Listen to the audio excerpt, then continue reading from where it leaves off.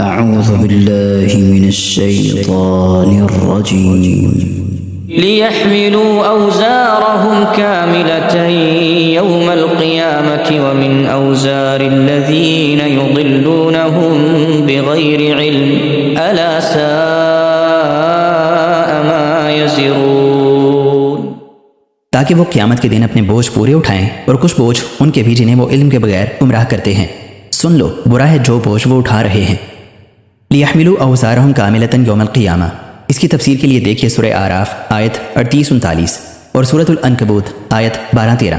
ابو ہریرہ رضی اللہ تعالیٰ عنہ سے روایت ہے کہ رسول اللہ صلی اللہ علیہ وسلم نے فرمایا، جو شخص ہدایت کے کسی کام کی طرف دعوت دے اس کے لیے ان لوگوں کے اجر جتنا اجر ہوگا جو اس کی پیروی کریں گے، یہ ان کے اجروں میں سے کچھ بھی کم نہیں کرے گا، اور جو شخص گمراہی کے کسی کام کی طرف دعوت دے اس پر ان لوگوں کے گناہوں جتنا گناہ ہوگا جو اس کی پیروی کریں گے، یہ ان کے گناہوں میں سے کچھ بھی کم نہیں کرے گا۔ آدم علیہ السلام کے قاتل بیٹے پر قیامت تک کے ہر ناجائز قتل کا بوجھ اس کی مثال ہے۔ دیکھیے سورہ مائدہ آیت 31-32۔ یہ اللہ تعالیٰ کا عین عدل ہے کہ گمراہ کرنے والے اپنے گناہوں کا جو انہوں نے خود کیے کامل بوجھ اٹھائیں گے، اور جن کو گمراہ کیا ان کے سارے بوجھ نہیں بلکہ کچھ بوجھ اٹھائیں گے۔ وَمِنْ أَوْزَارِ الَّذِينَ يُضِلُّونَهُم بِغَيْرِ عِلْمٍ میں من تبعیض کے لیے ہے، یعنی ان کے صرف ان گناہوں کو جو انہوں نے ان کے کہنے پر کیے۔ یضلونہم بغیر علم، اس سے تقلید کا رد نکلتا ہے کیونکہ تقلید علم کی ضد ہے۔